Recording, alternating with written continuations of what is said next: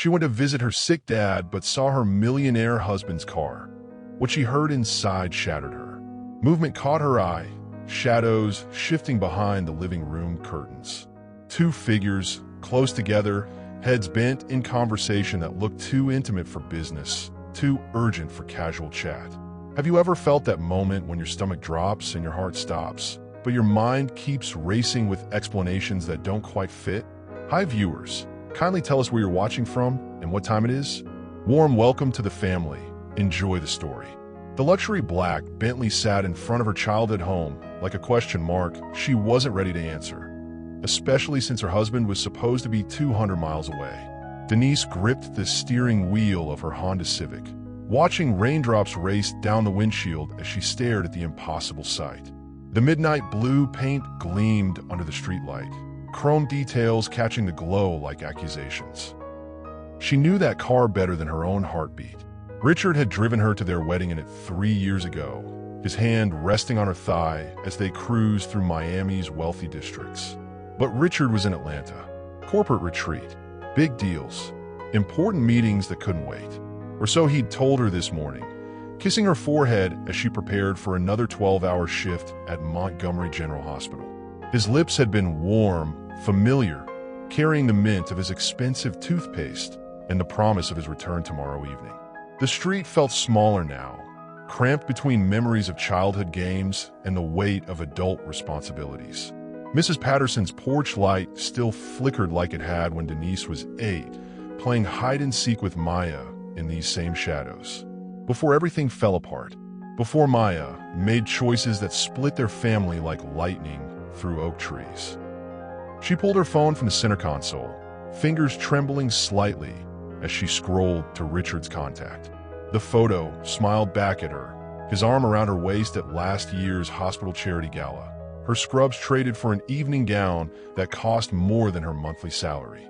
He'd been so proud that night, introducing her to his business associates as my brilliant wife, the one who saves lives while I just move money around.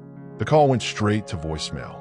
His smooth voice, the one that had whispered promises in hotel rooms and boardrooms alike. You've reached Richard Thompson. Leave a message and I'll get back to you. She didn't leave a message.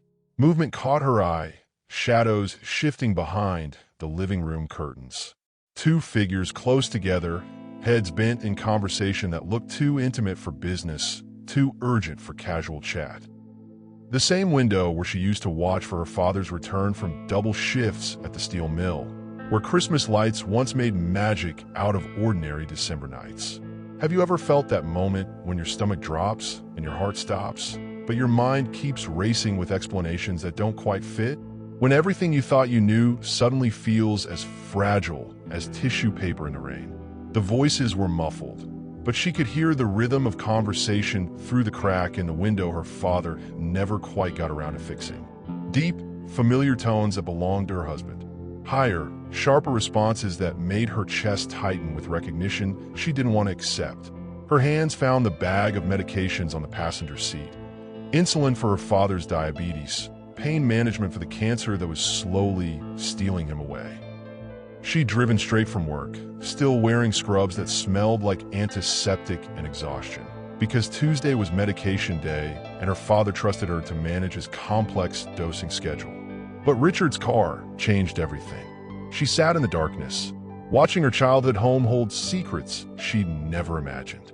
The same brick steps where she'd learned to tie her shoes now led to conversations that might destroy everything she'd built with a man she'd thought she understood completely. The rain intensified, drumming against the roof like impatient fingers. Each drop seemed to count down seconds she couldn't take back, moments before whatever was happening inside would change her life forever. What would you do if your husband's car was somewhere it shouldn't be? Would you march right up to that door? Or would you sit in the dark, hoping maybe you were wrong about what you were seeing? Drop a comment if you've ever had that gut feeling something wasn't right. What did you do about it? The voices stopped suddenly, and footsteps approached the door. Denise had 3 seconds to decide. Confront whatever was happening inside, or disappear before anyone knew she'd been there. But as her hand reached for the ignition, the front door opened, spilling yellow light across the wet sidewalk like spilled secrets. Some secrets are so loud they escape through the smallest openings. And what Denise heard through that cracked window would haunt her forever. She ducked low in her seat, heart hammering against her ribs as Richard's silhouette filled the doorway. Even from 50 feet away, she could see the tension in his shoulders, the way his expensive suit hung differently when he was dressed. He looked back into the house, speaking to someone still hidden in the shadows. "We can't keep doing this," his voice carried across the quiet street. "She's getting suspicious about the trips." Another voice responded, feminine and sharp with frustration. The sound hit Denise like cold water because she knew that voice. Knew it from childhood arguments and teenage secrets and the last fight that had ended with slammed doors and 3 years of silence. Maya, her estranged sister, the one who disappeared from family dinners and Christmas mornings after making choices that broke their father's heart. Maya, who'd always been the wild one, the one who dated the wrong men and made the wrong friends and somehow always landed on her feet until she didn't. "Your wife isn't stupid, Richard," Maya's voice cut through the night air. "Nurses notice details.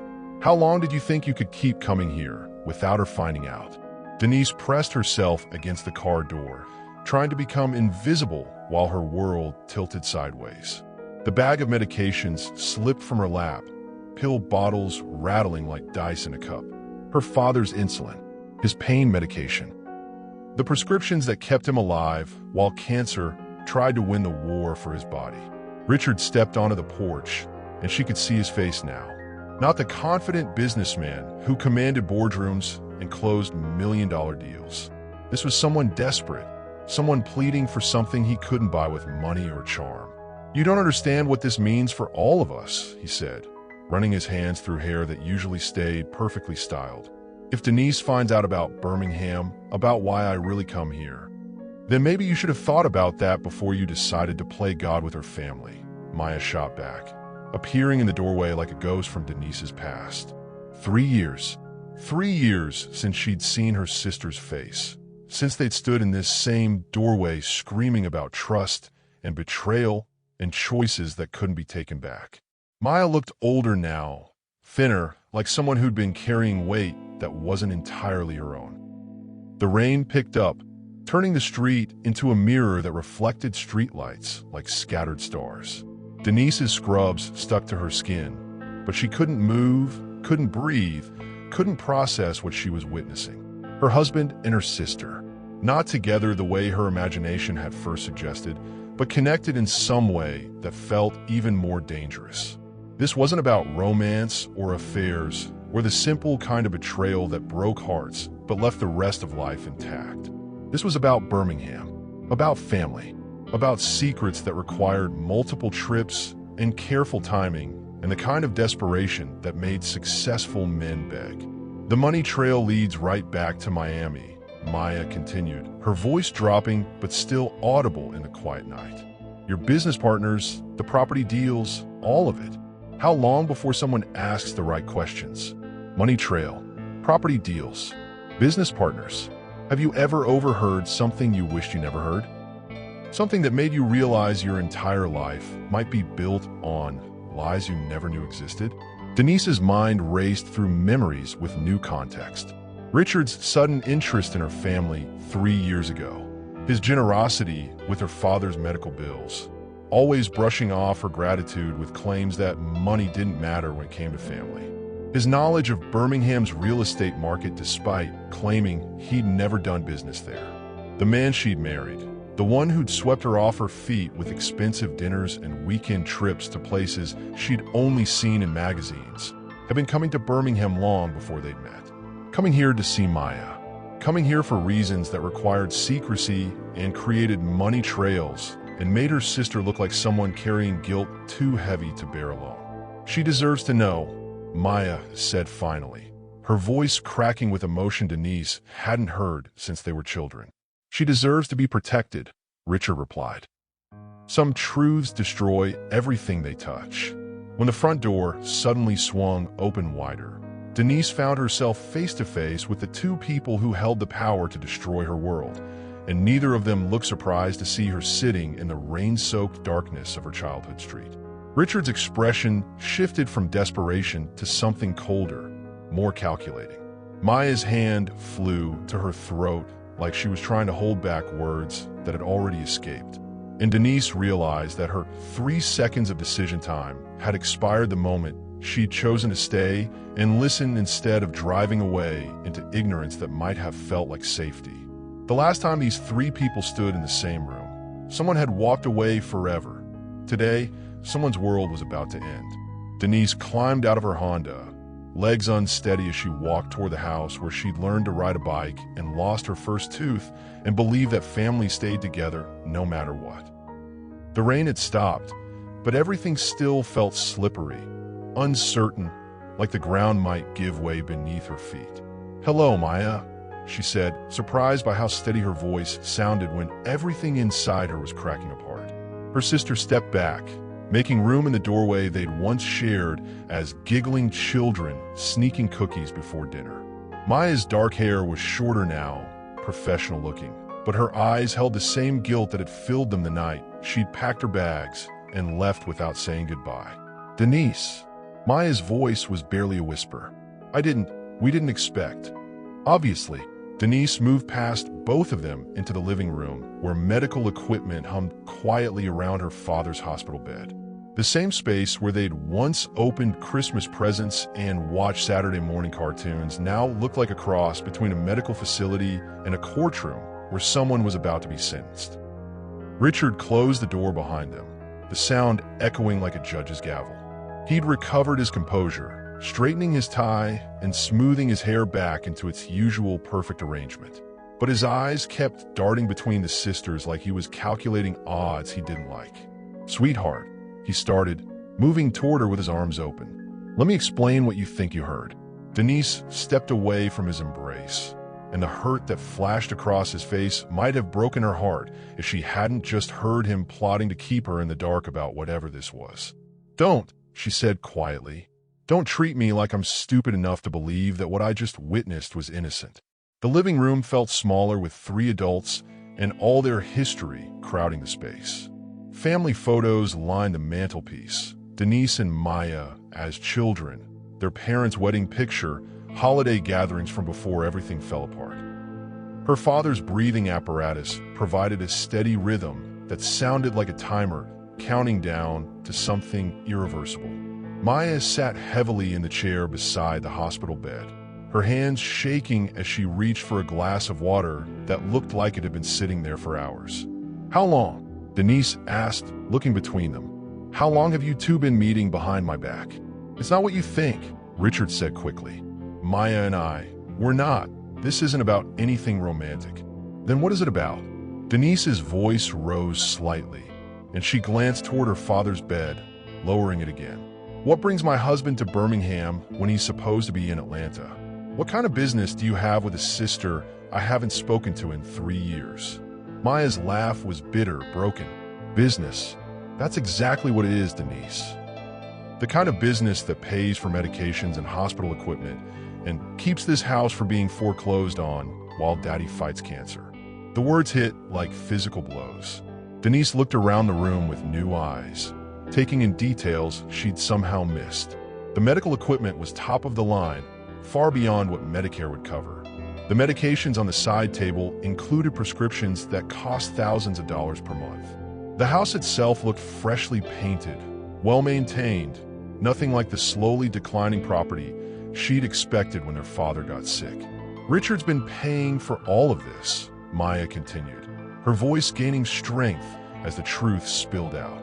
"The treatments, the equipment, the house repairs. Everything Daddy needed to be comfortable." Denise felt the floor shift beneath her feet. "That's impossible. Insurance covers most of his care, and what it doesn't, I've been handling with my salary and savings." "Your insurance covers the basics," Richard said carefully. "But the experimental treatments, the specialized equipment, the private nurses when you're working double shifts, that cost more than a nurse's salary can handle.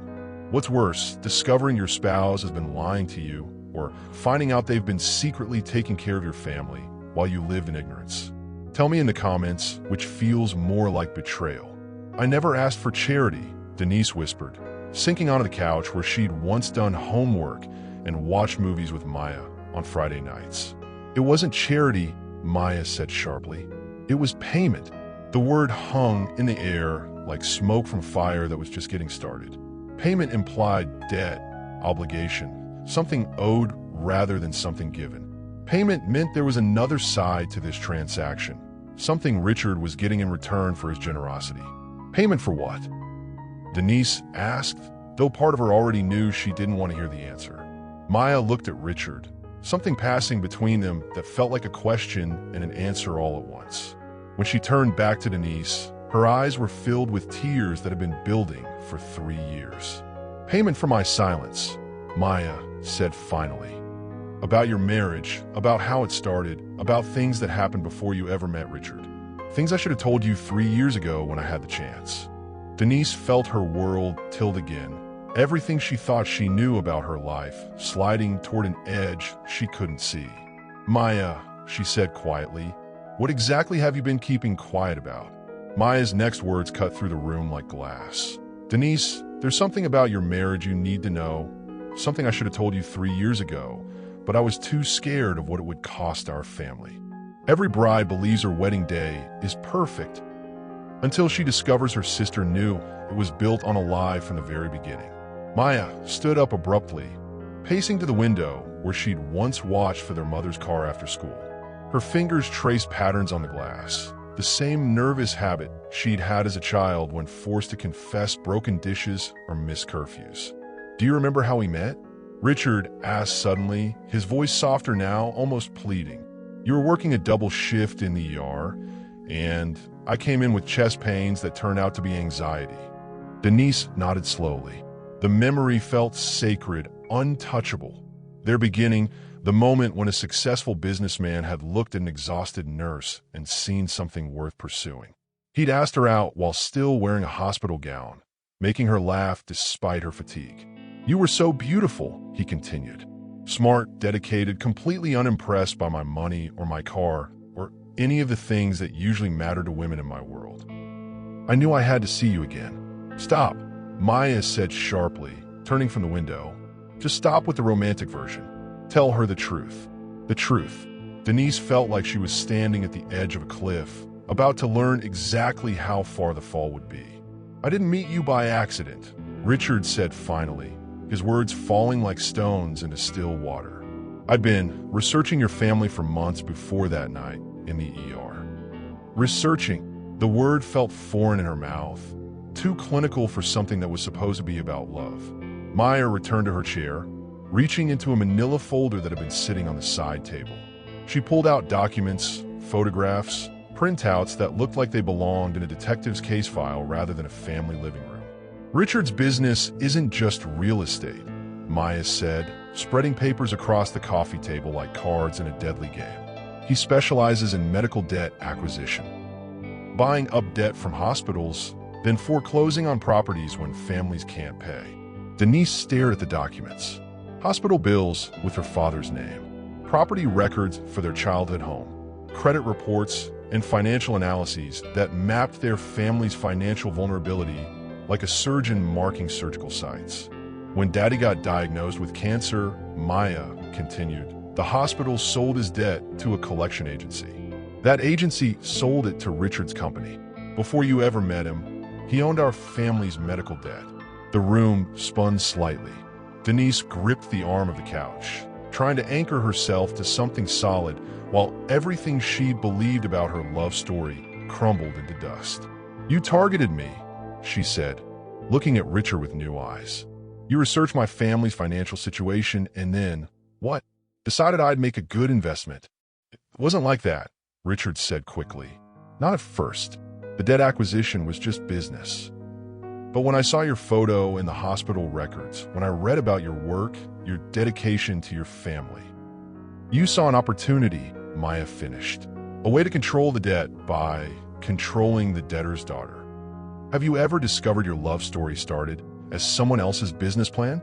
Share in the comments if you've realized someone's romantic interest had hidden motives. Denise's mind raced back through their courtship, reframing every memory through this new lens. His knowledge of her schedule, always knowing when she'd be working late. His interest in her family, asking detailed questions about her father's treatment. His insistence on handling their finances after they married, claiming he wanted to protect her from stress. "The wedding," she said slowly. "Maya, you didn't come to the wedding." Maya's face crumpled. "I couldn't. I figured out who Richard was, what his company did, why he was suddenly so interested in our family. I tried to tell you, remember? I called you the week before the wedding." The memory surfaced like something dredged from deep water. Maya's panicked phone call, her insistence that they needed to talk about Richard, about his business, about things Denise needed to know. But Denise had been so happy, so caught up in wedding preparations and the fairy tale of a wealthy man choosing a working-class nurse. "You hung up on me," Maya continued. "You said I was jealous, that I couldn't stand to see you happy. I was protecting what I thought was love," Denise whispered. "And I was trying to protect you from what I knew was a lie." Richard had been silent during this exchange, but now he stepped forward, his hands raised like he was surrendering.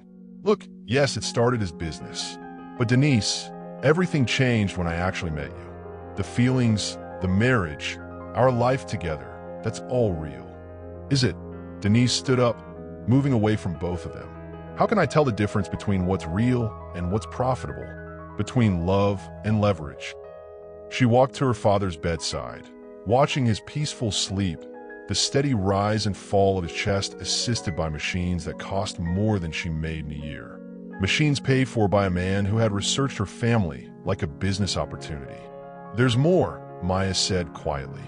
The debt wasn't the only thing Richard was after. "What else?" Denise asked, though she wasn't sure she could handle any more revelations. Maya pulled out another document, this one newer, with fresh signatures and official seals. "Property deeds," she said. "Not just for Daddy's house. For the entire block. Richard's been buying up properties in this neighborhood for 3 years, using medical debt as leverage to force families to sell." But Maya wasn't finished. "The relationship with you wasn't the secret, Denise. What Richard asked me to do afterward, that's what I've been hiding for 3 years. Love and money should never mix. But when they do, someone always pays the price, and it's never the person who can afford it." Maya pulled out a thick folder, her hands trembling as she opened it to reveal contracts, legal documents, and photographs that looked like evidence in a criminal case. The coffee table between them became a battlefield of paperwork, each document another weapon in a war Denise hadn't known was being fought around her. "After your wedding," Maya began, "Richard came to me with a proposition. He said he wanted to help our family, but there were conditions." Denise felt her stomach drop. "What kind of conditions?" "He offered to pay for all of Daddy's medical expenses. The treatments, the equipment, everything. But in exchange, I had to become his eyes and ears in Birmingham. Report back on property values, which families were struggling with medical debt, who might be vulnerable to his business model." The words landed like physical blows. Denise sank back onto the couch, staring at her sister as the full scope of Richard's manipulation became clear. "You spied on our neighbors for him." Maya's face crumpled with shame. "Mrs. Patterson's husband had a stroke last year. The medical bills were destroying them. Richard knew because I told him. The Johnsons' little girl needed surgery they couldn't afford. I reported that too." Across the room, Richard stood with his back to them, looking out the window at the street he'd systematically targeted for acquisition. His silence felt like confirmation of every accusation. "How many families?" Denise asked quietly. 12 on this block alone," Maya whispered. "Richard's company now owns medical debt for most of our childhood neighbors. He's been using that leverage to buy their properties at below market value." Denise thought about the family she'd grown up with, the people who'd watched her learn to ride a bike and celebrated her nursing school graduation. Mrs. Patterson, who still baked Christmas cookies for the whole neighborhood. The Johnsons, whose daughter played hopscotch in the same driveway where Denise had scraped her knees 20 years ago. "You helped him destroy our community," she said, the words tasting bitter. "I helped him pay for Daddy's cancer treatment." Maya shot back, anger flaring in her eyes. "Do you know what those experimental drugs cost?" The ones that bought him 3 extra years? $30,000 a month, Denise. Your insurance wouldn't cover them. The room fell silent except for the steady hum of medical equipment and their father's labored breathing. Denise looked at the man sleeping peacefully in a hospital bed. His face relaxed in a way it hadn't been when pain ruled his days. I was supposed to let him die? Maya continued, her voice breaking. Let him suffer because we couldn't afford the medications that might save him? When someone pays your bills, do they own your choices? What's the difference between help and control? Comment below if you've ever felt trapped by someone else's generosity. Richard finally turned from the window, his expression a mixture of guilt and defiance. Every family I helped received fair market value for their properties, he said. I didn't steal anything from anyone. Fair market value for people who had no choice but to sell, Denise replied. That's like saying a drowning person chose to give up their life jacket. She stood up, pacing to the mantelpiece where family photos smiled down at her with innocent joy. Her parents' wedding picture, taken when they believed love could conquer anything. Her and Maya, as children, arms around each other, best friends before life got complicated. Show me the contracts, she said. Maya hesitated, then slid a thick legal document across the coffee table. Denise read through dense legal language that made her head spin, but the essential facts were clear. Richard's company had purchased medical debt for 12 families on their street, then used that debt as leverage to acquire their properties. The beautiful part, Richard said, his businessman persona emerging, is that everyone wins. Families get out from under crushing medical debt. I acquire properties in an up-and-coming area, and the neighborhood gets investment that improves property values. Everyone wins except the people who lose their family homes, Denise said coldly. Homes they couldn't afford to keep anyway. The callousness in his voice made her stomach turn.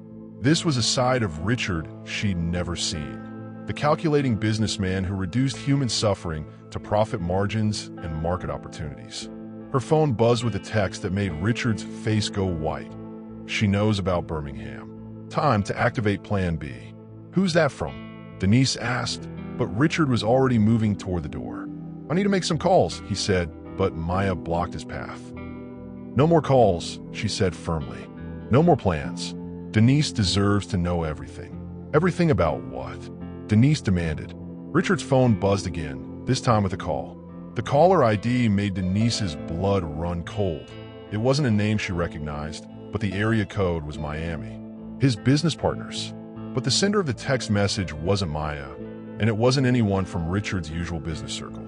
It was someone neither sister expected, someone who had been watching this family drama unfold from a distance and decided it was time to make their move. Answer it, Denise said, her nurse's instincts recognizing the moment when a patient's condition takes a critical turn. Answer the phone, Richard. Let's find out who else knows about your business in Birmingham. The perfect alibi falls apart when the person vouching for you decides the truth matters more than loyalty. Denise sat in her car outside Richard's downtown office building, her hands gripping the steering wheel so tight her knuckles had gone white. 3 hours ago, she made a phone call that changed everything. 3 simple words from Richard's business partner, Marcus. What Atlanta meeting? Marcus had sounded genuinely confused when she'd asked about Richard's corporate event. Denise, we haven't had any Atlanta meetings this quarter. Richard requested the day off for personal business. Said you two were dealing with family stuff. Now she stared up at the glass tower where her husband worked, her mind racing through every detail of yesterday morning. Richard kissing her goodbye, his expensive suit, the leather briefcase. See you tonight, baby. This Atlanta deal could change everything for us. All eyes. Her phone buzzed with a text from Maya. Found something. Meet me at Dad's. Now. 20 minutes later, Denise walked into her father's house to find Maya surrounded by credit card statements, phone records, and printed emails scattered across the kitchen table like pieces of a broken puzzle. I've been going through everything, Maya said without looking up. Every time Richard said he was traveling for business over the past year. Look at this. She handed Denise a credit card statement. February 15th. Richard told you he was in Jacksonville for 3 days, right? Look at these charges. Denise's eyes scanned the paper. Gas station in Birmingham. Restaurant in Birmingham. Hotel in Birmingham. All on the dates Richard was supposedly 200 miles away. That's not all, Maya continued, pulling out her laptop. I called the hotel. Richard claimed he stayed in Jacksonville. They have no record of him ever checking in. Not once. The room felt like it was closing in around Denise. She sank into a chair, her nursing training helping her recognize the signs of shock in her own body. Racing heart, shallow breathing, cold hands. How many trips? She whispered. Maya's face was grim. Every single one, Denise. For the past 18 months, every time Richard said he was traveling for work, he was here in Birmingham, sometimes for days at a time. Denise thought about all those business trips. Richard coming home tired, talking about difficult clients and long negotiations. The gifts he'd bring back, chocolates from specialty shops, local artwork, souvenirs that proved he'd been where he claimed. The receipts, she said suddenly. He always showed me receipts from his trips, proof of his expenses. Maya nodded grimly. Easy to fake when you know which cities you're supposed to be visiting. A quick internet search gives you restaurant names, shop locations, even taxi company receipts you can recreate. But why? Denise's voice cracked. Why lie about being in Birmingham? What was he doing here? That's when Maya pulled out the folder that made Denise's blood turn to ice. Property records, Maya said quietly. Richard hasn't just been visiting Birmingham. He's been buying it, piece by piece. The documents showed a pattern that made Denise sick. Medical liens, foreclosure notices, families in crisis selling their homes for far less than they were worth. And the buyer? A shell company traced back to Richard's business empire. Look at the dates, Denise. Every property purchase matches up with one of Richard's fake business trips. Denise's hands shook as she flipped through the papers. The Patterson family. She remembered Richard mentioning them casually at dinner 6 months ago. Heard they're having money troubles since the father's heart surgery, he'd said. Such a shame when medical bills destroy good people. Now she was looking at the foreclosure notice on their family home. Sold to Richard's company for $30,000 below market value. The Williams family. The Johnsons. The Garcias. Page after page of families Richard had systematically targeted and financially destroyed. He wasn't just buying properties, Denise realized, her voice hollow. He was hunting families dealing with medical crises. Just like ours. Maya nodded, and every time he came to check on Dad, he was also checking on his other investments, making sure the families he trapped were staying quiet and paying up. Denise stood up so fast her chair toppled backward. The night I saw his car here, he wasn't just talking to you about our family. He was doing business. Denise, how many other families? How many people has he destroyed while pretending to love me? Maya's laptop chimed with an incoming email. She opened it and her face went pale. What is it? Remember I told you about Richard's friend, the one who sometimes came with him? I just got security footage from the hotel where Richard actually stayed during his Birmingham trips. She turned the laptop screen toward Denise. The footage showed Richard entering a hotel lobby, but he wasn't alone. A tall woman with dark hair walked beside him, her hand on his arm in a way that suggested intimacy. But that wasn't what made Denise gasp. The timestamp showed this footage was from last month. The same week Richard had been especially romantic at home, bringing her flowers and planning a surprise weekend getaway. He's been living a double life, Denise whispered. Not just the business fraud. Everything about our marriage has been a lie. Maya reached across the table and grabbed her sister's hand. Denise, there's more. The woman in the video? I recognize her. She's the daughter of one of the families Richard foreclosed on. The Hendersons lost their home 8 months ago. The pieces clicked together in Denise's mind like a lock opening. He's not just stealing their homes. He's stealing their daughters too. That's when Maya's phone rang. The caller ID made both sisters freeze. Richard. Don't answer it, Denise said quickly. But Maya was already swiping to accept the call, putting it on speaker. Maya, sweetheart. Richard's voice filled the kitchen, smooth and confident. Is Denise with you? I've been trying to reach her all day. The sisters looked at each other. In that moment, Denise made a decision that would change everything. She leaned toward the phone and spoke in the sweetest voice she could manage. "Hi, honey. Yes, I'm here. Just helping Maya with some paperwork for Dad. How's Atlanta treating you?" There was the briefest pause before Richard replied, "Oh, you know how these corporate events are. Boring presentations and bad coffee. Can't wait to get home to my beautiful wife." Denise smiled, but it wasn't a happy expression. "I can't wait either, Richard. We have so much to talk about." Sometimes the person you think is your enemy is actually the only one brave enough to save you from the truth you're not ready to face. The coffee shop on the outskirts of Birmingham felt like neutral territory, which Denise desperately needed. 24 hours had passed since she discovered Richard's web of lies, and sleep had been impossible. Every time she closed her eyes, she saw those property records and the security footage of Richard with that mysterious woman. Maya had made the contact. Through social media detective work that would make the FBI proud, she tracked down Jennifer Henderson, the young woman for the hotel footage. Jennifer had agreed to meet, but only in public, and only because Maya had mentioned they were victims of the same man. Now Denise sat across from a 24-year-old woman whose haunted eyes reminded her of looking in the mirror lately. Jennifer Henderson was beautiful in that effortless way young women possessed, but there was something broken in her expression that made Denise's heart ache. "I wasn't sure you'd actually come," Jennifer said, wrapping her hands around her coffee cup like it was an anchor. "When your sister reached out, I thought it might be some kind of trap." "Trap?"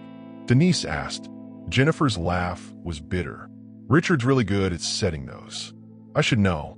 For a moment, the two women just looked at each other, both recognizing the weight of shared trauma, even though they didn't know each other's stories yet. "How long?" Denise asked simply. 6 months. "You?" 3 years married. "But I'm starting to think I never knew him at all." Jennifer nodded like she understood completely. "He has this way of making you feel like you're the only woman in the world. Like everything he does is about protecting you and taking care of you." Denise's chest tightened. Those are almost the exact words Richard used during their courtship.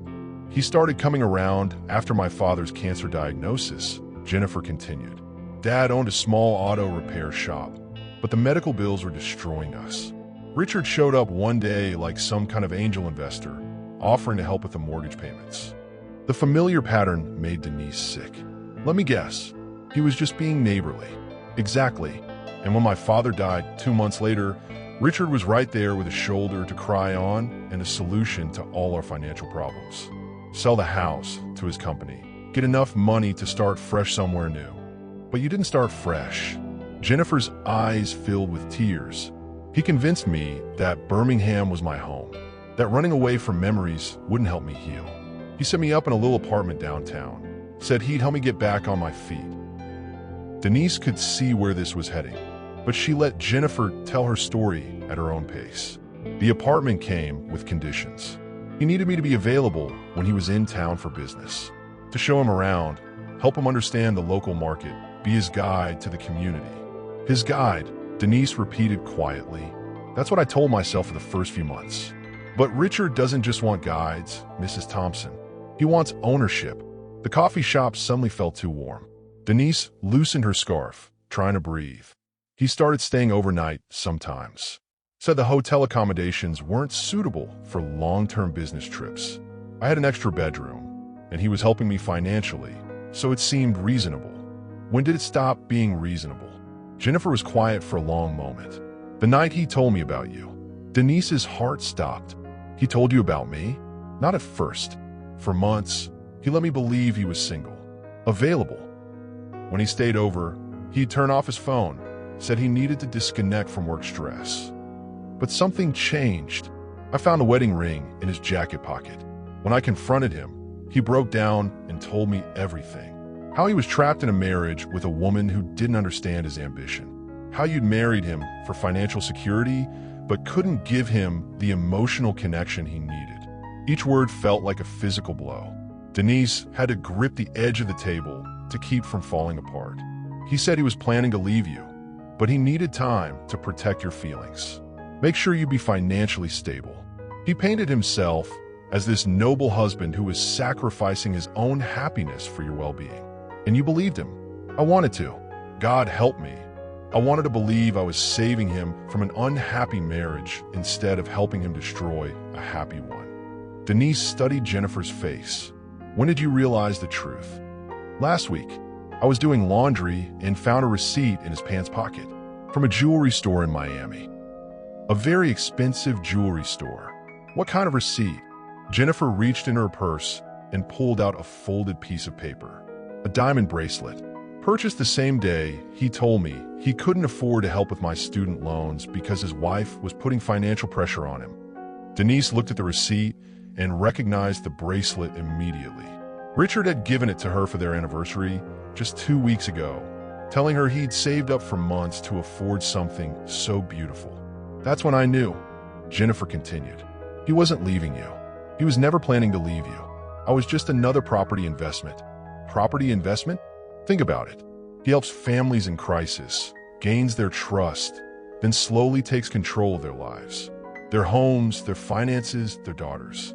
We become part of his portfolio. The words hit Denise like cold water.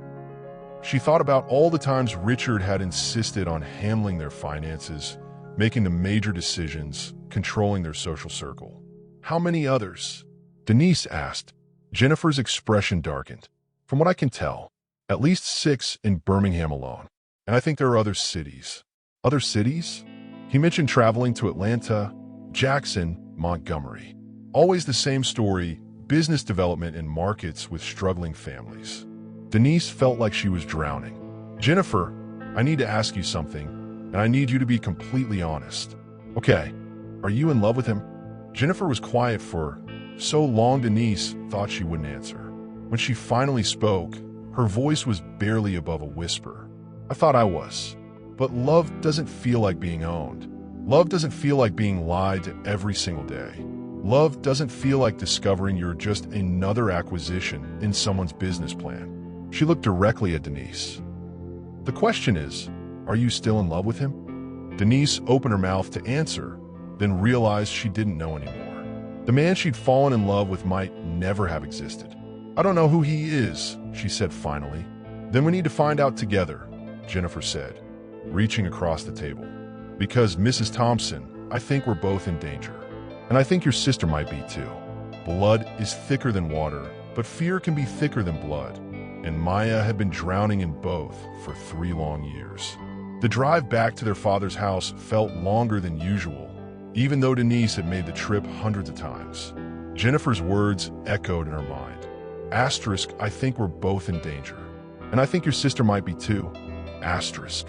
Maya was waiting on the front porch when they arrived, her face pale and her hands shaking as she smoked a cigarette, a habit she'd supposedly quit 2 years ago. We need to talk, Maya said before Denise even got out of the car. All of us. Right now, inside, their father was sleeping peacefully in his hospital bed, the steady rhythm of his oxygen machine providing an oddly comforting backdrop to what was about to unfold. Maya led them to the kitchen, as far from Dad's room as they could get. I've been thinking about everything we discussed yesterday, Maya began, avoiding eye contact with both women. About Richard's pattern, about the other families, about what Jennifer just told you. She paused to take a deep breath, her hand still trembling. There's something I haven't told you, Denise. Something I should have said 3 years ago, but I was too scared, too ashamed. Denise felt her stomach drop. Maya, what are you talking about? The first time Richard came to visit Dad, it wasn't because he cared about our family. It was because someone told him we were perfect targets. Targets for what? Maya's voice got smaller. Dad's medical debt. The house. Me. Jennifer reached across the table and took Maya's hand. Just tell us what happened. It started innocently enough. Richard would visit Dad, bring medicine, help with appointments. But he always wanted to talk to me privately afterward. Said he was concerned about how I was handling the stress of being Dad's primary caregiver. Denise remembered those early visits. Richard coming home and praising Maya for her dedication, suggesting they help more with medical expenses. He offered to pay for Dad's treatments, Maya continued. All of them. The surgery, the medications, the equipment. Said it was what family does for each other. That sounds generous, Jennifer said carefully. Maya's laugh was hollow. Nothing Richard does is generous. Everything comes with strings attached. The first string was that I had to sign some paperwork. Legal documents that gave him power of attorney over Dad's medical decisions if I became unable to make them. Denise's nursing background made her understand immediately. Maya, that's not how power of attorney works. You can't just transfer medical decision-making to someone who isn't family unless the family member is deemed incompetent or unavailable, Maya finished. That was the plan, Denise. Richard was setting up a scenario where he could have me declared unfit to care for Dad. The room went silent except for the sound of their father's breathing machine. Ow, Denise whispered. Drugs, Maya said simply. Richard started giving me pills for anxiety. Said the stress of Dad's illness was taking a toll on my mental health. The pills helped at first. I could sleep. I felt calmer during medical appointments. But they weren't just anxiety medications. Some were. Others were stronger. Things that affected my memory, my judgment, my ability to function. I started missing work, forgetting important medical appointments, making mistakes with Dad's care. Denise thought back to that period. Maya had seemed scattered, unreliable. There had been several incidents where Dad's medications were wrong or appointments were missed. She'd attributed it to stress and grief. Richard documented everything. Maya continued. Every missed appointment, every medication error, every time I seemed confused or forgetful. He was building a case to prove I was mentally unstable. But why? Jennifer asked. What was the endgame? Control over Dad's property. If Maya was declared incompetent and I was busy with my nursing career, Richard would become Dad's legal guardian. He'd have complete control over the house, the medical decisions, everything. Maya nodded, and once Dad passed away, Richard would inherit everything through the legal documents I'd signed, while under the influence of medications that made me unable to think clearly. That's fraud, Denise said. That's elder abuse. That's Richard, Maya interrupted. But it gets worse. She pulled out her phone and showed them a text message thread that made Denise's blood run cold. Richard, the wife is getting suspicious. We need to accelerate the timeline. Maya, I can't keep doing this. She's my sister. Richard, you're not doing anything except taking care of your father. Unless you want everyone to know about the pills, about the forged signatures, about what really happened to the insurance money. Maya, Denise breathed. What insurance money? Dad had a life insurance policy. $50,000. When he got sick, Richard convinced me to cash it out early to pay for treatments. Said it was the responsible thing to do. But the money didn't go to treatments. Some of it did. The rest went into an account Richard controlled. He said he was investing it to make sure Dad had long-term care funding. Denise felt like she was going to be sick. How much is left? I don't know. Richard handles all the financial records. Says it's too complicated for me to understand. Jennifer looked between the sisters. So Richard has been drugging Maya, stealing your father's insurance money, positioning himself to inherit the property, and using Maya's compromised state to maintain control over everything. And if I try to tell anyone, Maya said quietly, he had documentation proving I was mentally unstable, addicted to prescription drugs, and had misappropriated our father's insurance money. Maya, why didn't you tell me? Denise asked, tears streaming down her face. Because he threatened you too.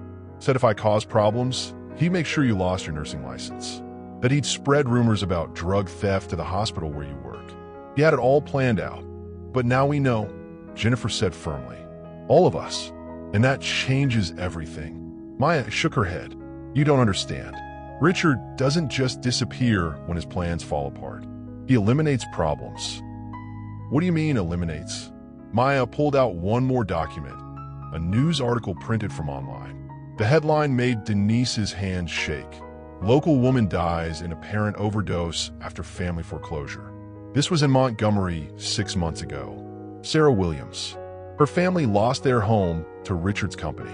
She started asking questions about the foreclosure process, threatening to contact authorities.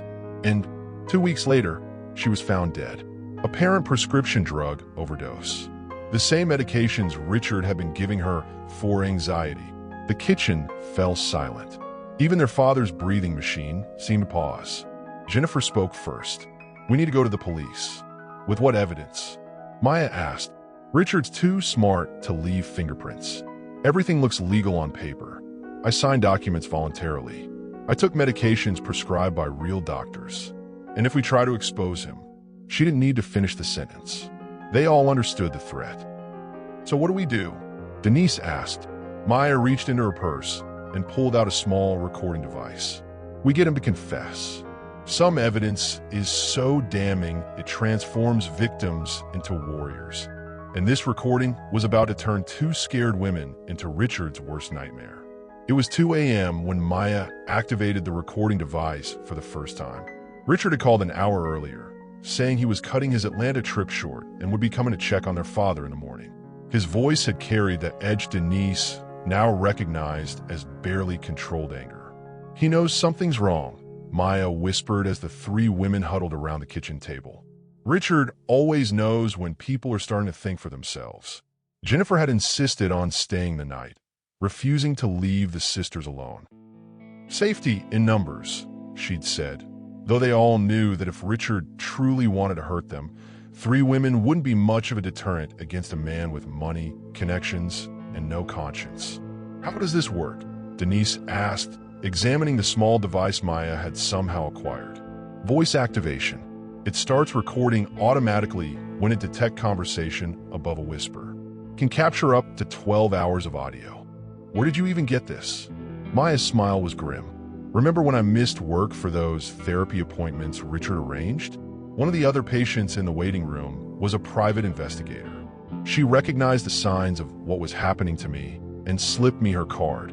Signs: confusion, memory problems, erratic behavior, financial stress. Classic indicators of elder abuse that targets the caregiver. She said she'd seen it before." Jennifer leaned forward. "So she gave you the recording device?" "She gave me advice. The device I bought myself with money I've been hiding from Richard for months. Little amount from grocery shopping, small cash advances, anything he couldn't track." Denise felt a surge of pride for her sister. Even while being systematically drugged and manipulated, Maya had been fighting back in the only way she could. "The plan is simple," Maya continued. "When Richard comes tomorrow, I'm going to confront him about everything. The property purchases, the other women, the insurance money, all of it. Maya, that's dangerous. It's necessary. I need him to admit what he's been doing. On the record, with witnesses." She looked at both women. "But I need you both here when it happens. Hidden, but here. Because if something goes wrong..." "Nothing's going to go wrong," Denise said firmly. "We're not going to let him hurt you anymore." That morning, they prepared like they were planning a military operation. Jennifer positioned herself in the spare bedroom where she could see the living room but remain hidden. Denise hid in the hallway closet with her phone, ready to call 911 if needed. Maya sat in their father's favorite chair, the recording device tucked into the couch cushions beside her. When Richard's Bentley pulled into the driveway at exactly 10 a.m., all three women held their breath. He entered the house like he owned it, which Denise now realized he essentially did. Expensive suit, confidence stride, that charming smile that had fooled them all for so long. "Maya, sweetheart," he said, leaning down to kiss her forehead. "How's our patient this morning?" "Dad's sleeping," Maya replied, her voice steadier than Denise had heard in months. "But I'm glad you're here, Richard. We need to talk." Something in her tone made Richard pause. Denise could see his face from her position in the closet, and she watched his expression shift from casual friendliness to sharp attention. "Of course. What's on your mind?"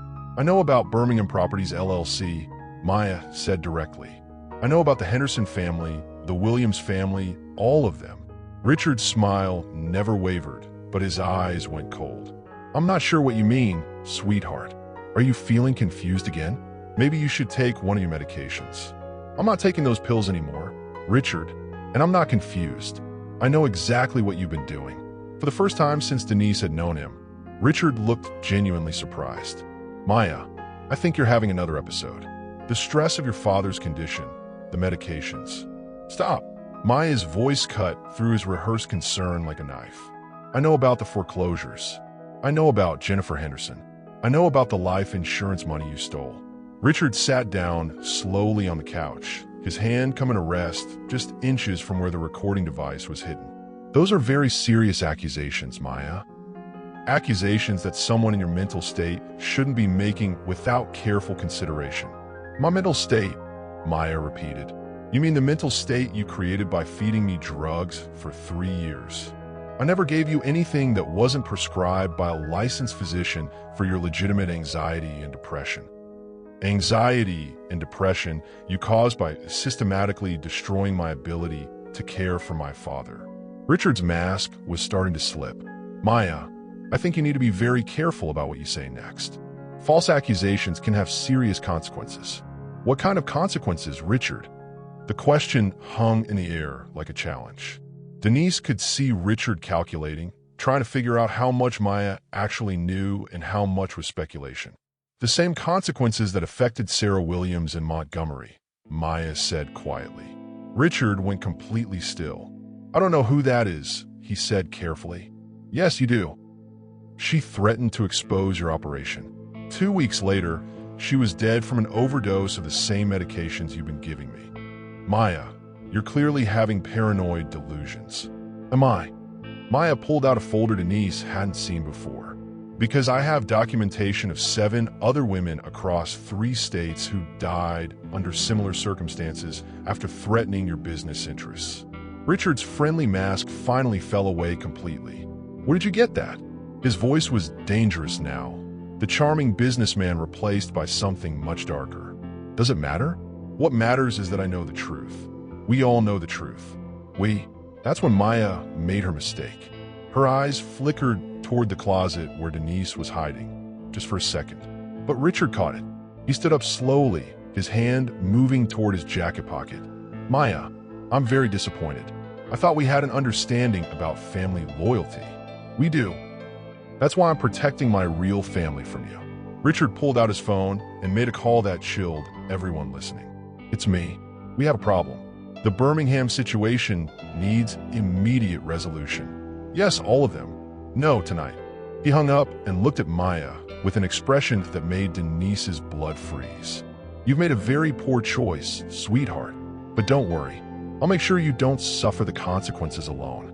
That's when the front door opened and 2 men Denise had never seen before walked into the house. Maya, Richard said conversationally, I'd like you to meet my associates. They're here to help us resolve this misunderstanding. From her hiding place, Denise realized they were trapped. But the recording device was still running, capturing every word, every threat, every piece of evidence they needed. If they could survive long enough to use it. The most dangerous moment in any escape plan is the last few minutes before freedom.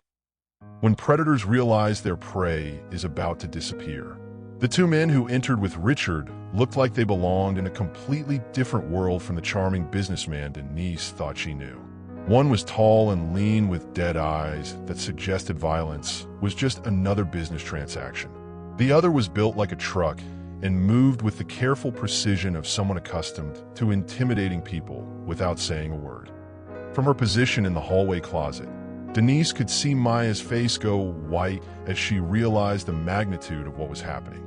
This wasn't just about confronting Richard about his lies anymore. This was about survival. Gentlemen, Richard said pleasantly, please help Maya to the living room. I think she's been under too much stress lately and needs to rest. The larger man moved toward Maya's chair, but before he could reach her, a weak voice cut through the tension from the back bedroom. Maya, what's going on out there? Their father, awake and alert for the first time in days. Richard's jaw tightened. Maya, please go reassure your father that everything is fine. We wouldn't want him to become agitated in his condition. Don't you dare threaten my father, Maya said, standing up with more strength than anyone expected. I'm not threatening anyone, Richard replied smoothly.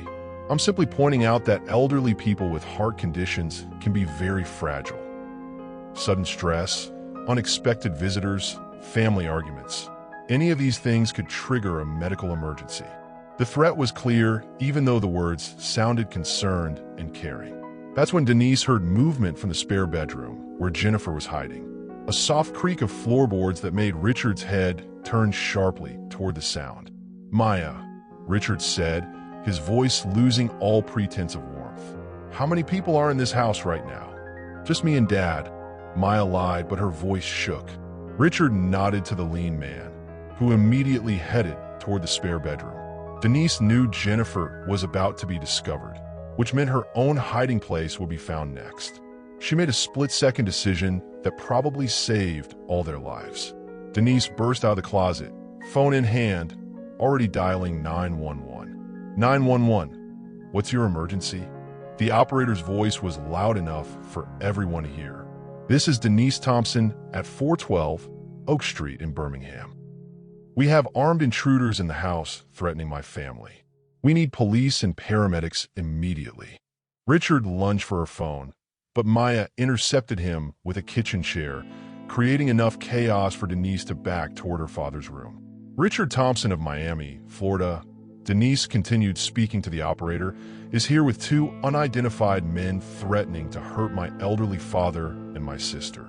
We have evidence of fraud, elder abuse, and threats against multiple families. That's when their father's voice cut through everything like a sword through silk. Nobody move. Everyone froze. Something in the old man's tone commanded absolute attention. "Denise, bring that phone over here," their father said calmly. "Richard, you and your friend stay exactly where you are." Denise moved carefully toward her father's room, keeping the phone line open and her eyes on Richard's associates. When she reached the bedroom doorway, she gasped. Her father was sitting up in bed, no longer looking frail or confused. In his hands was an old revolver that Denise remembered from her childhood, the gun he'd kept in his nightstand for decades. "Dad," Maya whispered. "I've been awake longer than any of you realize," he said quietly. "And I've heard everything." Richard's mask of control was completely gone now. "Sir, I think there's been a misunderstanding." "The only misunderstanding," their father interrupted, "is that you thought a sick old man couldn't figure out what you were doing to his daughters." He looked directly at Richard with eyes that were sharp and clear. "Did you really think I didn't notice when Maya started acting confused? When my insurance money disappeared? When legal documents showed up that I never signed?" "Sir, I can explain." "No need. I've been documenting everything for months. Every visit, every conversation, every time you thought I was too medicated to understand what was happening." Their father reached toward his nightstand with one hand while keeping the gun trained on Richard with the other. He pulled out a thick manila folder. "Bank records showing where my insurance money really went. Copies of the real legal documents I filed with my attorney. Medical records proving the medications Maya was taking weren't prescribed for anxiety." He looked at his daughters with love and pride. "I knew my girls would figure out how to fight back. I just wanted to make sure they had backup when they did." Richard's associates started to move, but the sound of sirens in the distance made him freeze. "That'll be the police," their father said conversationally. "I called them an hour ago and told them to come at 10:30 unless I called back to cancel. When I heard voices I didn't recognize in my house, I decided not to cancel."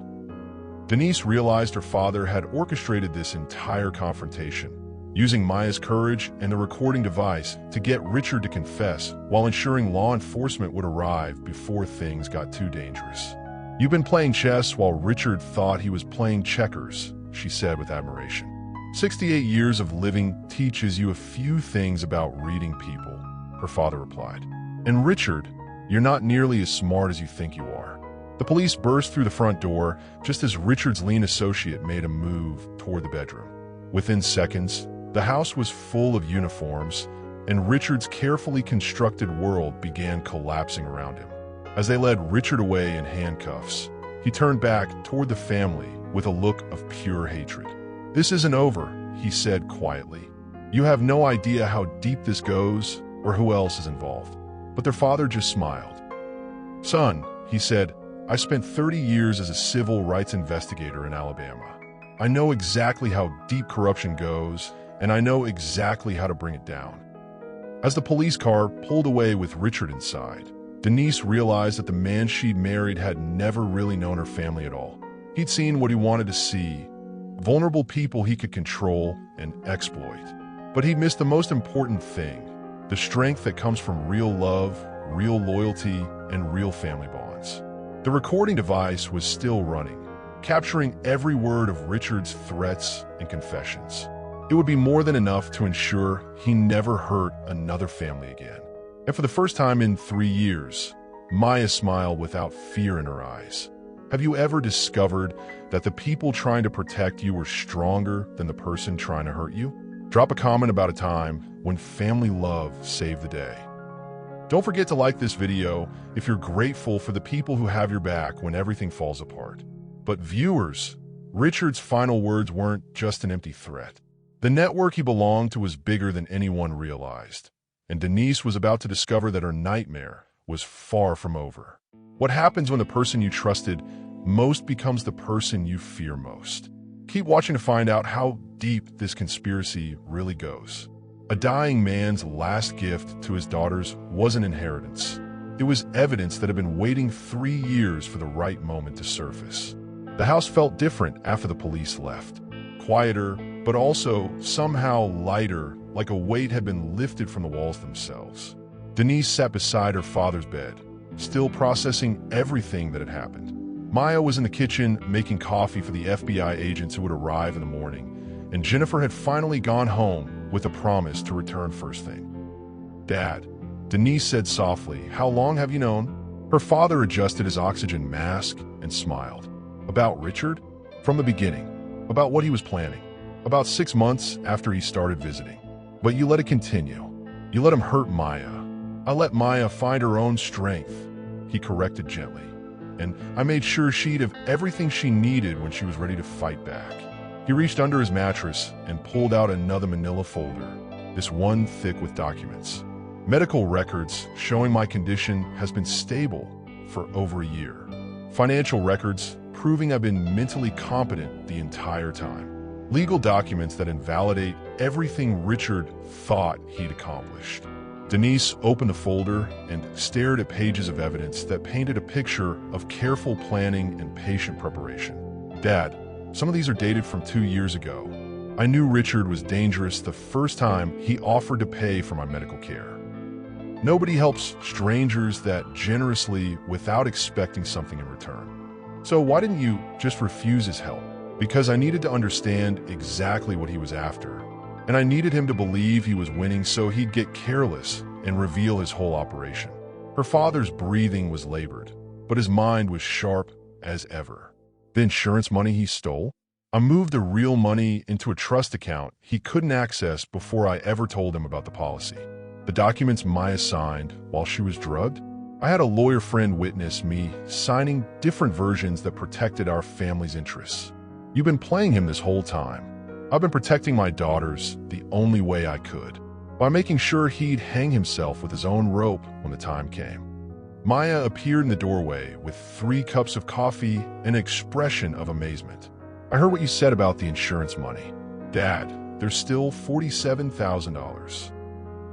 $47,000 in the trust, plus $18,000 in penalties and interest that Richard's companies will have to pay back for the fraudulent transactions." Denise felt tears she didn't know she'd been holding back start to flow. "You could have told us. We could have stopped this sooner and missed the chance to expose his entire network. Richard isn't working alone, girls. What we did tonight was just the beginning." He pulled out one more document that made both sisters gasp. It was a list of names, addresses, and financial information covering 3 pages. Every family Richard has targeted in the past 5 years. Every woman he's manipulated. Every property he's stolen. Every law enforcement contact he's bribed to look the other way. "How'd you get all this?" "Remember those therapy appointments I had while you thought I was too sick to leave the house? I was meeting with a private investigator who specializes in elder fraud. We've been building this case for 18 months. Maya sat down hard in the bedside chair. "You mean when I thought you were getting worse, you were actually getting evidence?" The investigator is a woman named Sarah Chun. She lost her own father to a scheme very similar to Richard's. She's been tracking this network across 4 states, and Richard just gave her everything she needed to bring down the whole operation. The recording device, Denise realized. "You knew Maya had it. I suggested she get it.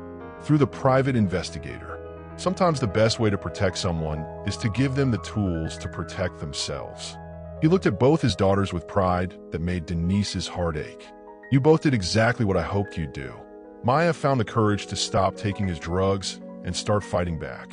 Denise found the strength to investigate instead of just accepting what she was told. Together, you got him to confess to everything. But Dad, Maya said quietly, what if something had gone wrong tonight? What if those men had hurt us before the police arrived? Their father's expression grew serious. That's why I had backup plans. Sarah Chun has been monitoring this house electronically for weeks. If things had gotten dangerous, she would have called in federal agents instead of local police. Federal agents? Richard's operation crosses state lines, involves financial fraud, elder abuse, and potentially murder. This is a federal case now. As if summoned by his words, there was a knock at the front door. Maya went to answer it and returned with an Asian woman in her 40s carrying a briefcase and wearing the kind of confident expression that suggested she was used to taking charge of complicated situations. Mr. Williams, Ms. Williams, Mrs. Thompson, the woman said, I'm Sarah Chun, FBI White-Collar Crime Division. I believe your father has been telling you about our investigation. Denise stood up to shake her hand. Agent Chun, thank you for everything you've done to help our family. Thank you for getting Richard to confess. We've been trying to get enough evidence to prosecute him for 2 years. Tonight's recording gives us everything we need. What happens now? Maya asked. Now we arrest the rest of his network. The associates who came here tonight are already talking, trying to cut deals. Richard's business partners in Miami are being picked up as we speak. And tomorrow, we start returning stolen property to the families he's defrauded.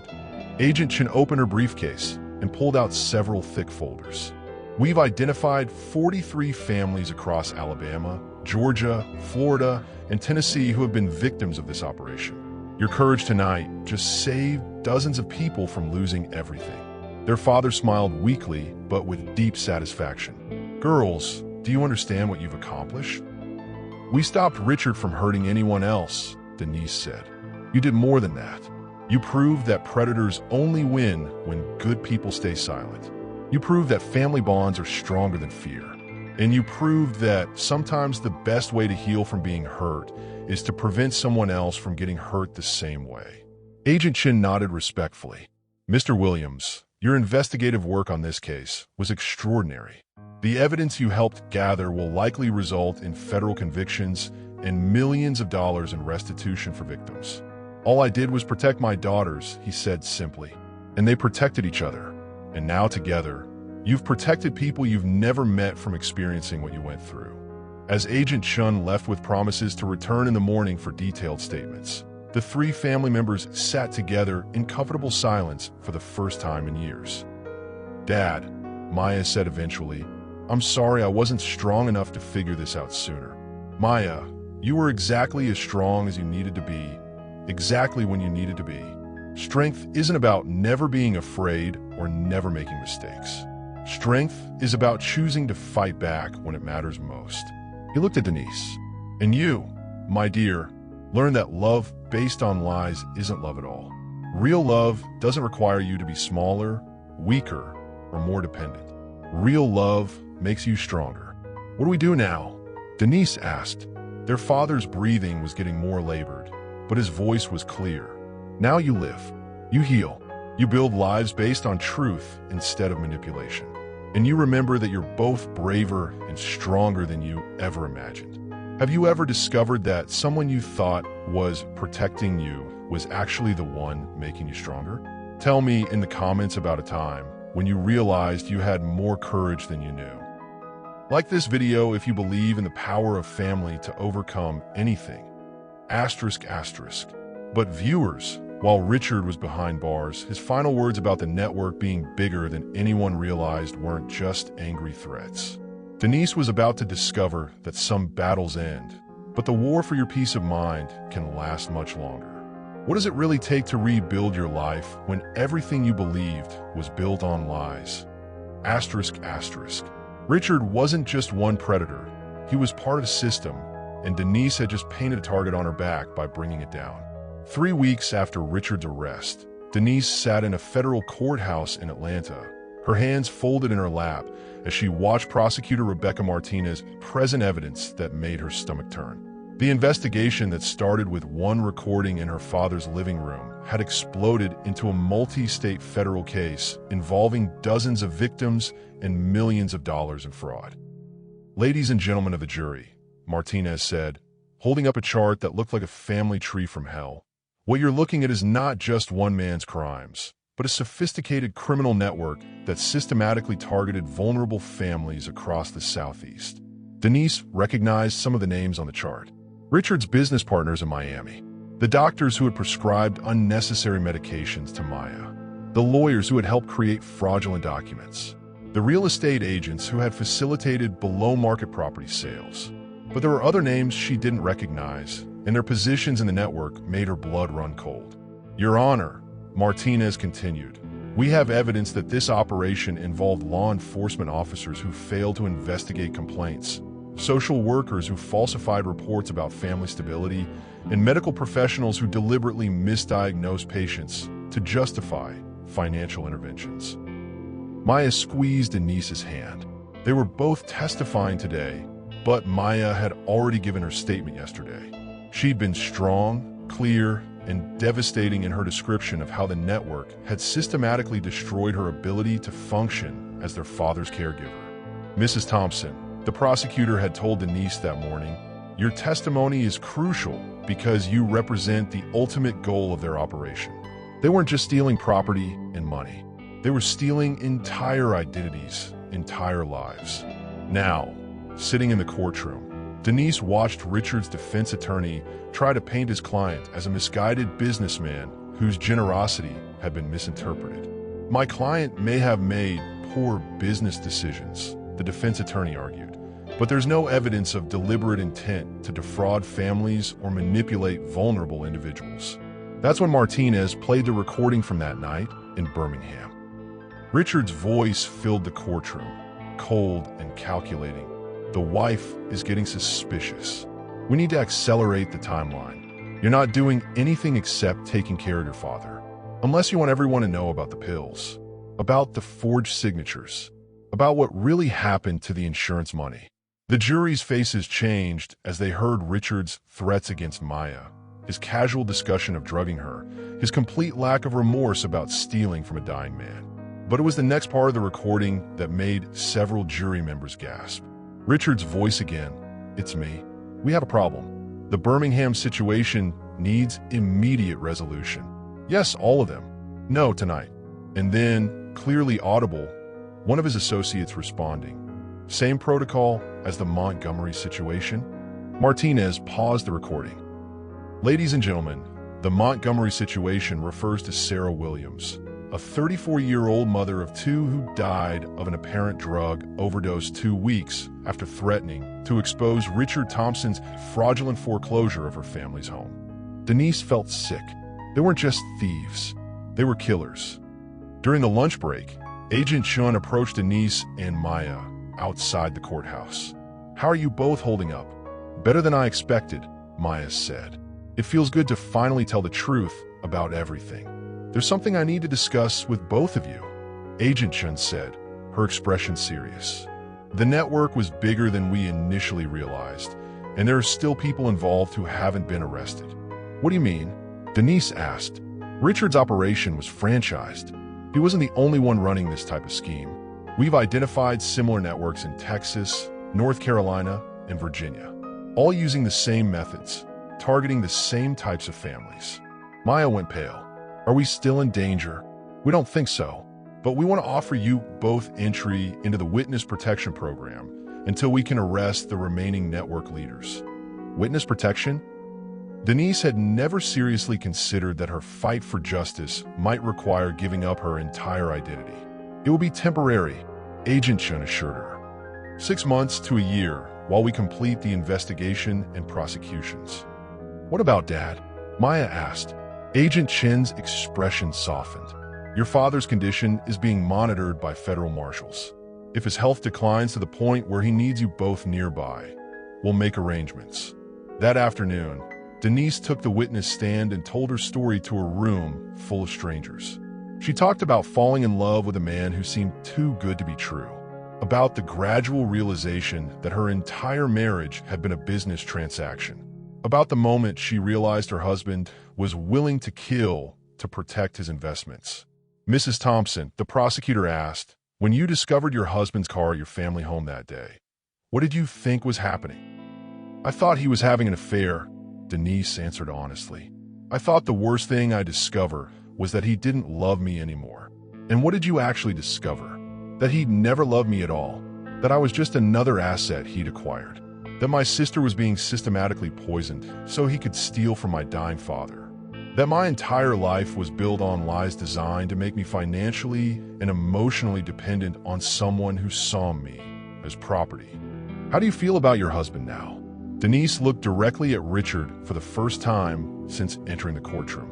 He sat at the defense table in an expensive suit, looking every bit the successful businessman she'd fallen in love with. But now she could see what she'd missed before: the cold calculation in his eyes, the complete absence of genuine emotion. "I don't feel anything about him," she said clearly. "He's not the man I married, because that man never existed. What I feel is grateful that I found out the truth before he destroyed more families." After her testimony, Denise and Maya met with Agent Shun to discuss the witness protection offer. "I need to ask you both something," Maya said. "If we disappear into witness protection, what happens to the other families who might need our help? What happens to women who are going through what we went through?" Agent Shun smiled. "That's exactly what your father said you'd ask. You talked to Dad about this?" "Yesterday. He suggested an alternative to traditional witness protection. What if, instead of hiding, you became advocates, spokespeople for victims of elder fraud and domestic financial abuse?" "What would that mean?" "It would mean traveling to speak at conferences, working with law enforcement to identify similar schemes, helping other families recognize the warning signs. It would mean turning your experience into a weapon against people like Richard." Denise looked at her sister. "Maya, what do you think?" "I think Dad's right. I think the best way to protect ourselves is to make sure this never happens to anyone else." 2 hours later, they walked out of the federal courthouse with a new purpose. They weren't just survivors anymore. They were fighters. And Richard's network was about to discover that their biggest mistake wasn't targeting the wrong family. Their biggest mistake was leaving them alive to tell the story. Have you ever turned your worst experience into your greatest strength? Tell me in the comments about a time when what nearly broke you actually made you stronger. Don't forget to subscribe if you believe in the power of turning pain into purpose. ***. But viewers, becoming advocates for other victims meant Denise and Maya were about to learn just how widespread this type of abuse really is. And sometimes, when you shine a light on predators, you discover they've been hiding in places you never expected. What happens when the people who are supposed to protect victims are actually part of the system that creates them? ***. Freedom from a predator doesn't always feel like freedom. Sometimes it feels like learning to breathe again after years of suffocation. 6 months after Richard's conviction, Denise stood in the empty house she'd shared with him in Miami, boxing up the remnants of a life that felt like it belonged to someone else. The federal court had ordered all of Richard's assets seized for victim restitution, but she'd been allowed to collect her personal belongings before the house was sold. Every room held memories that now felt contaminated. The kitchen where Richard had cooked romantic dinners while secretly planning to steal her family's home. The bedroom where they'd made love while he was manipulating other women across 3 states. The home office where he'd conducted business calls about destroying families while she'd been in the next room watching television. Maya had offered to help with the packing, but Denise needed to do this alone. It was part of her healing process, her therapist had explained. Confronting the physical spaces where she'd been deceived was necessary for moving forward. Her phone buzzed with a text from Agent Shun. Conviction upheld on appeal. Richard gets 25 years federal. No possibility of parole for 15. You did it. 25 years. Denise tried to feel victorious, but mostly she felt tired. The legal proceedings had taken 8 months. during which she testified in 4 different trials as Richard's network was systematically dismantled. 47 people had been convicted. 68 families had received financial restitution. The operation that had destroyed so many lives was finally over. But victory felt complicated when it came at the cost of realizing that the past 3 years of your life had been a lie. Her father had passed away peacefully 2 months after Richard's initial arrest, surrounded by family and finally free from the fear that had haunted his final years. At his funeral, dozens of people had approached Denise and Maya to thank them for their courage in exposing the network. Families who had been saved from foreclosure because of their testimony. Women who had recognized the warning signs of manipulation because of their advocacy work. Their father's final words to Denise had been, "You're going to be fine, sweetheart. Better than fine. You're going to help other people be fine too." Now, standing in Richard's walk-in closet, Denise packed the last of her clothes and tried to imagine what fine might look like. She'd been offered a promotion at the hospital in Birmingham, along with the opportunity to develop a program for identifying signs of elder abuse in patient families. Maya had enrolled in law school with a focus on victim advocacy. They bought a small house together near their father's old neighborhood, choosing to build something new rather than trying to reclaim what had been stolen. But healing wasn't linear, and some days were harder than others. The sound of a car door slamming outside made Denise freeze. For 6 months, unexpected noises had triggered panic attacks. Even though Richard was in federal prison and his associates were either incarcerated or under federal monitoring, her nervous system hadn't gotten the message that she was safe. She moved to the window and saw a mail truck pulling away. Just the postal service delivering forwarded mail. Nothing threatening, nothing dangerous, but her hands were still shaking. The truth was that Richard had stolen more than money and property. He'd stolen her ability to trust her own judgment. Every day, she questioned whether her feelings were real or manufactured. Every interaction with men left her wondering if kindness was genuine or calculated. Every act of generosity made her look for hidden motives. Her therapist said this was normal. When someone systematically manipulates your reality for years, it takes time to trust your perception again. But you will. The fact that you uncovered the truth proves your instincts are strong. Denise's phone rang, and Maya's name appeared on the screen. "How's the packing going?" Maya asked. "Almost done. How's your constitutional law class?" "Exhausting and amazing. Did you know there are federal statutes specifically designed to prosecute the kind of financial abuse Richard committed? And did you know most victims never report it because they're ashamed? That's why we're doing this work," Denise reminded her. "Speaking of which, I got a call from a detective in Memphis. There's a family there who thinks they're being targeted by someone using Richard's methods. They want us to come speak with them. When? Next week. Are you ready for that?" Denise looked around the empty house that had been her prison disguised as a palace. "Yeah, I think I am." After hanging up, she carried the last box to her car and took one final walk through the house. In the living room, she remembered the night Richard had proposed, getting down on one knee in front of the fireplace and promising to love and protect her forever. Now she understood that real protection didn't come from someone else's promises. It came from your own strength, your own choices, your own refusal to accept treatment that made you smaller. She locked the door behind her and didn't look back. 3 hours later, she was in Birmingham, unpacking boxes in the house she shared with Maya. It was smaller than Richard's mansion, older, and definitely less impressive. But it was theirs, bought with money they'd earned, decorated with choices they'd made, filled with people who loved them for who they really were. That evening, Maya came home with takeout Chinese food and law school stories that made them both laugh until their sides hurt. "Denise," Maya said as they cleaned up dinner, "do you ever miss it? The luxury, the financial security, not having to worry about money." Denise considered the question seriously. "I miss feeling safe, but I never really was safe with Richard. I just thought I was. Now I might have less money, but I have something better." "What's that?" "I have the truth. And I have you. And I have the knowledge that I can survive anything because I already have." Maya smiled. "Dad will be proud of us." "Dad is proud of us," Denise corrected. Wherever he is, he's proud that we chose courage over comfort. As they settled in to watch a movie, Denise realized that for the first time in months, she felt genuinely peaceful. Not because her life was perfect, but because it was authentically hers. Have you ever had to rebuild your entire life from scratch? What did you learn about yourself in the process? Share your story of starting over in the comments. And remember to subscribe if you believe that sometimes the best thing that can happen to you is losing everything that was never really yours to begin with. Asterisk, asterisk. But viewers, just when Denise thought she'd found peace, she was about to discover that healing isn't just about recovering from trauma.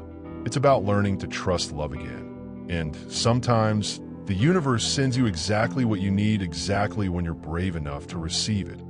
Asterisk, asterisk.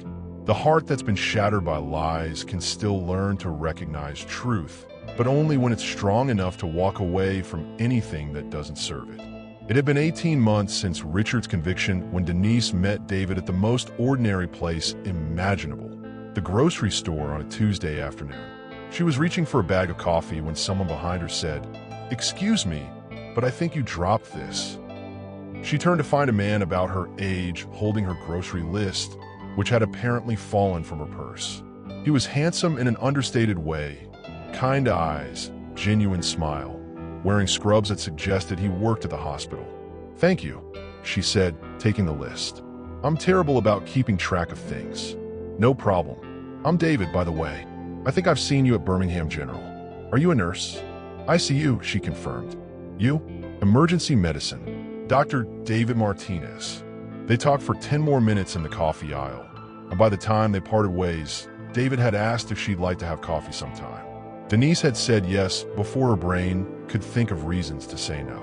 Now, 3 months later, she was getting ready for their first overnight trip together, a weekend in Nashville, where she was speaking at a conference on elder fraud prevention. David had offered a drive, saying he'd always wanted to see the city and would enjoy having someone show him around. "You sure about this?"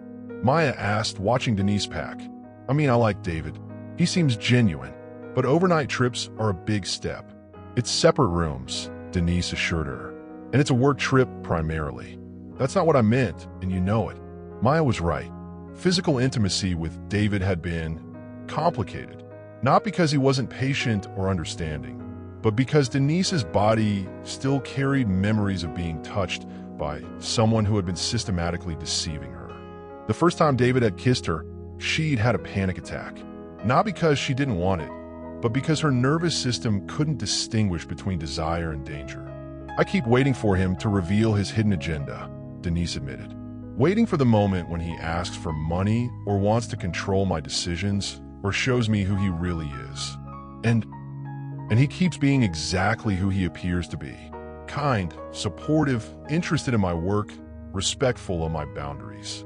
It's terrifying." Maya laughed. "Only you would find healthy love terrifying." "It's not love yet," Denise said quickly.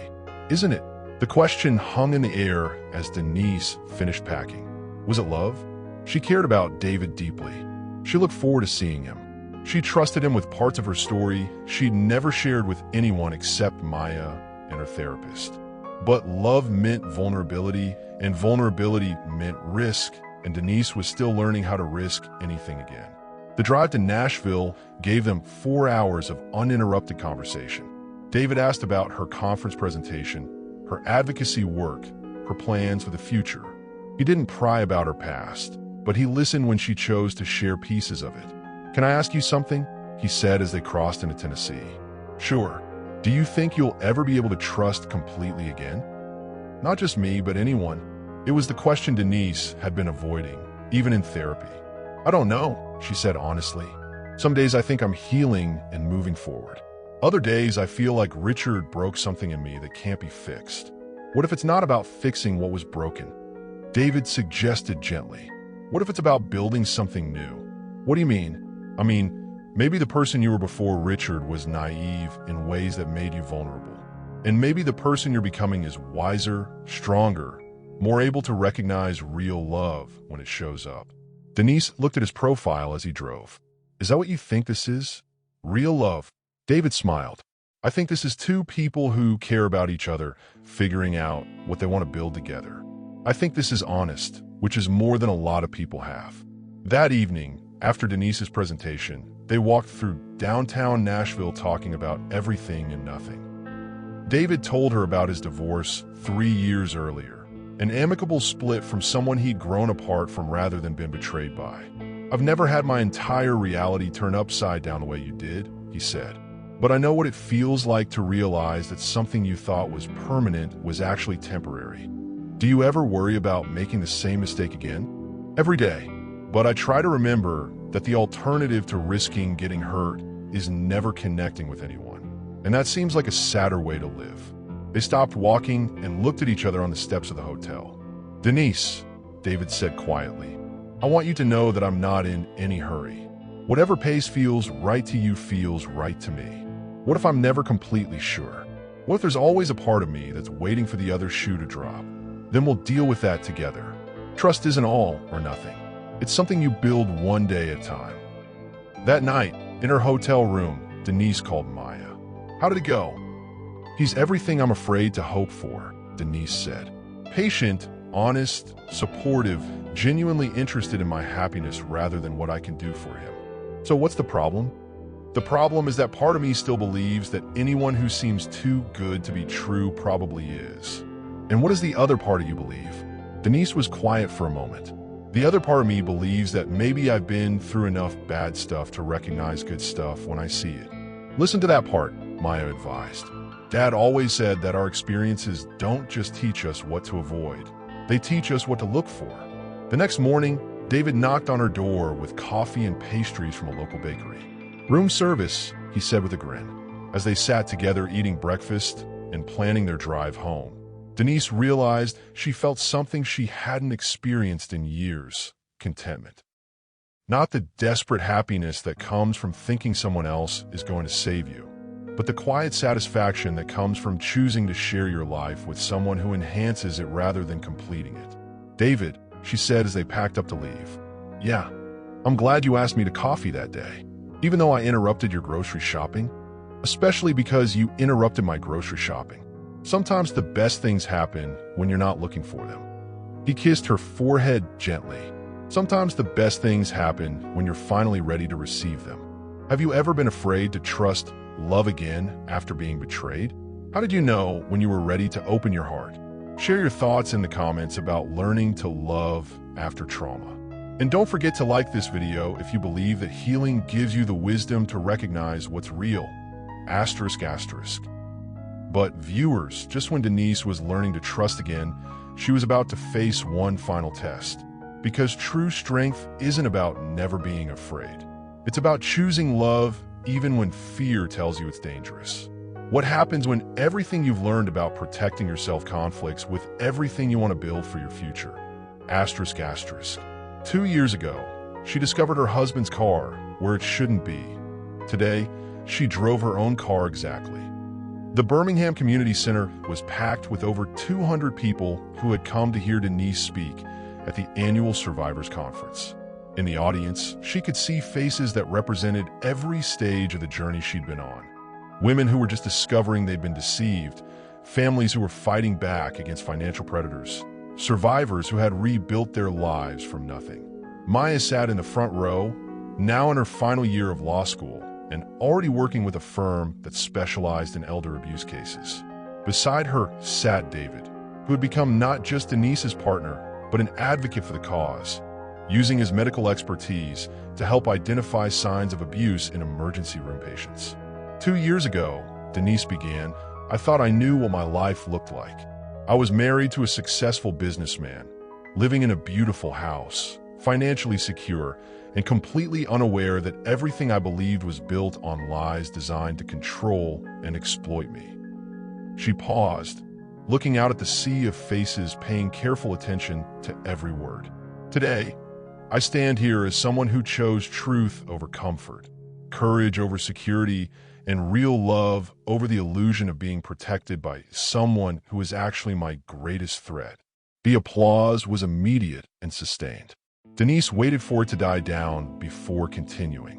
"But I'm not here to tell you that surviving trauma makes you a hero. I'm here to tell you that surviving trauma gives you a choice. You can let what happened to you define your future, or you can let it inform your future. She clicked to the next slide, which showed statistics about elder fraud and domestic financial abuse. The network that targeted my family was responsible for stealing over $8 million from 68 families across 4 states. But those numbers don't tell the real story. The real story is about the woman who discovered her husband was drugging her and chose to get clean instead of staying dependent. The real story is about the elderly man who pretended to be weaker than he was so he could gather evidence to protect his daughters. Maya wiped tears from her eyes, remembering their father's quiet strength in those final months. The real story is about ordinary people who found extraordinary courage when it mattered most. After the presentation, dozens of people approached Denise with their own stories. Some were seeking advice about suspicious family members. Others wanted to share how her advocacy work had helped them recognize warning signs in their own situations. But it was the last woman who approached her that made the biggest impact. Mrs. Thompson, the woman said nervously, "My name is Angela Rodriguez. I drove here from Atlanta because I think my boyfriend might be doing to me what your husband did to you." Denise gave Angela her full attention. "Tell me what's happening." "He pays all my bills, handles all my finances, has isolated me from my family by convincing me they don't understand our relationship. He's incredibly charming in public, but controlling in private. And lately, he's been giving me medication for anxiety that makes me feel confused and forgetful." The familiar pattern made Denise's heart race, but she kept her voice calm and steady. "Angela, how did you hear about today's conference?" "My sister saw a news article about your case online. She's been trying to tell me something was wrong with my relationship for months, but I kept defending him. When she read about your experience, she begged me to come hear you speak." "Where is your sister now?" "She's here. She drove me because I was too scared to come alone." Denise looked past Angela and saw a woman about Maya's age standing near the back of the room, watching anxiously. "Angela, what do you want to do with this information?" "I want to get out, but I'm scared. He controls everything. My apartment, my car, my bank account. If I leave, I'll have nothing." "You'll have your life," Denise said firmly, "and you'll have people who will help you rebuild everything else." She handed Angela a card with contact information for victim services. "This is Agent Sarah Chun. She specializes in cases like yours. She helped save my family, and she can help save you too. What if I'm wrong? What if he really loves me, and I'm just being paranoid?" Denise took Angela's hands in hers. "Love doesn't make you afraid. Love doesn't isolate you from family. Love doesn't require you to be dependent and confused to function. Trust your instincts. They brought you here today." 6 months later, Denise received an invitation to Angela's wedding, to a man she'd met after leaving her abusive relationship, getting clean from the medications that had been controlling her mind, and rebuilding her life with the support of her sister and victim services. The invitation included a note: "Thank you for showing me that my instincts were right and that asking for help isn't weakness, it's wisdom. You saved my life by sharing yours." Now, standing in the community center as the last attendees filtered out, Denise reflected on how far she'd traveled from that terrifying day when she'd seen Richard's car in her father's driveway. "Ready to go home?" David asked, wrapping his arm around her waist. "More than ready," she replied. As they drove through Birmingham toward the house she shared with Maya, Denise thought about all the definitions of home she'd learned over the past 2 years. Home wasn't a beautiful house purchased with stolen money. Home wasn't financial security built on someone else's dependence. Home wasn't being protected by someone who was actually the source of danger. Home was Maya studying for finals at the kitchen table while making terrible coffee. Home was David bringing flowers on random Tuesday afternoons just because he'd seen them and thought of her. Home was work that felt meaningful and relationships built on truth and the freedom to make choices based on her own values instead of someone else's manipulation. "Denise," David said as they pulled into the driveway, "there's something I want to ask you." Her heart skipped, but not from fear this time. From anticipation. "Ask away. I know we've been taking things slow, and I know trust is something you're still building. But I love you. Not the version of you that you think I want to see, but exactly who you are: scars, strength, advocacy work, late-night phone calls from victims who need help, Maya living with us probably forever, all of it. Denise smiled. That's not really a question. The question is, would you be willing to build a future with me? Marriage, kids if we want them, growing old together, the whole traditional package. But only if that's what you actually want, not because you think it's what you're supposed to want. For a moment, Denise just looked at him. 2 years ago, a marriage proposal would have meant someone else taking control of her life, making her smaller, creating dependence disguised as love. Now, it meant someone wanting to share their life with hers, to build something together while remaining whole individually. David, she said yes, but I have conditions. Name them. I keep my advocacy work, even when it means traveling or dealing with difficult cases. I keep my financial independence. Maya stays family, not just in-laws. And if I ever say something feels wrong or unsafe, you listen without questioning my judgment. Deal, he said immediately. Any other conditions? Just one. We do this as equals. Partners. Never savior and victim. Never protector and protected. Just two people who choose each other every day. That's exactly what I want, David said, kissing her softly. As they walked into the house together, Maya looked up from her law books with a grin. From the expressions on your faces, I'm guessing someone proposed, and someone said yes. How did you know? Denise asked. Because David asked my permission last week, and because you both look like people who just figured out that love doesn't have to be scary when it's real.